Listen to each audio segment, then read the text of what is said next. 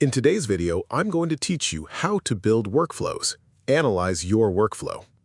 If you want to create smoother processes, reduce delays, and improve the way your team handles recurring tasks, then this tutorial will guide you through a practical workflow analysis process that helps uncover inefficiencies and improve day-to-day operations. To begin, open your preferred project management platform and sign into your workspace.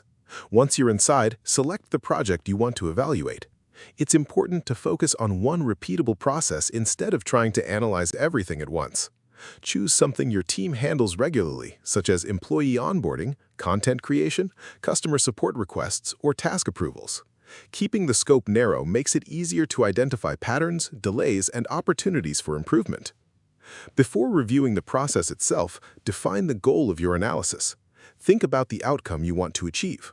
You may want to shorten turnaround times, reduce unnecessary handoffs, improve accuracy, or gain better visibility into how work moves through your team.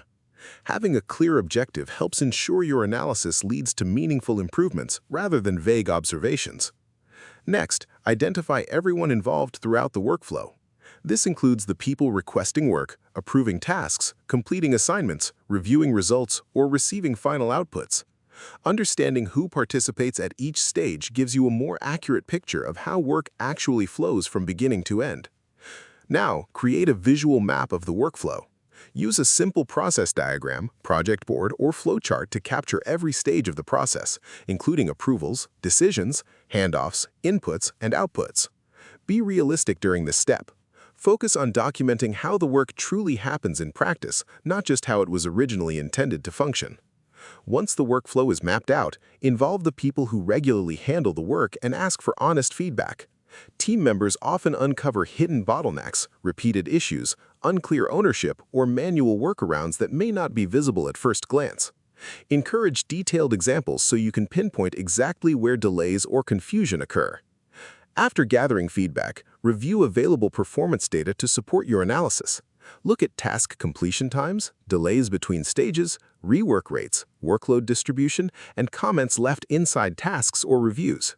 Metrics help explain what is happening, while feedback often reveals why those issues continue. With both the process map and the data in front of you, begin identifying areas that need improvement. Watch for duplicated work, overloaded team members, approval delays, unclear decision points, or repetitive back-and-forth communication that slows progress. Work together with the team to come up with practical improvements. You may decide to simplify approvals, clarify ownership, remove unnecessary steps, balance workloads more effectively, or introduce templates and automations to reduce manual effort. Focus first on the changes that will create the biggest impact. Test those improvements with a small pilot before applying them everywhere. Measure the results, compare them with your original workflow, and then roll out successful changes across the entire process. Continue reviewing the workflow regularly over time because even small improvements can lead to major long-term gains in speed, clarity, and consistency. If you found this video helpful, let me know in the comments. Give it a like, subscribe to the channel, and don't forget to hit the notification bell.